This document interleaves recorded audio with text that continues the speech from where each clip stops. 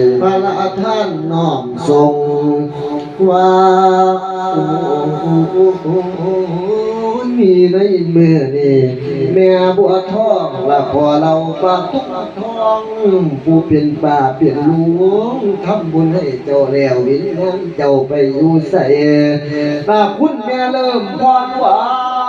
นเพื่อนได้เต้าลูกหลานทำบุญจามหาวิญญาณหวังอีพอละพอสว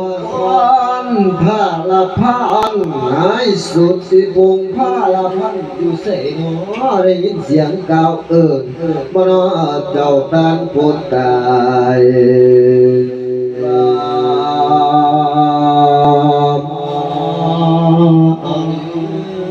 มาเด้อพอสมพรนายสุดที่พงพระละพันเด้ย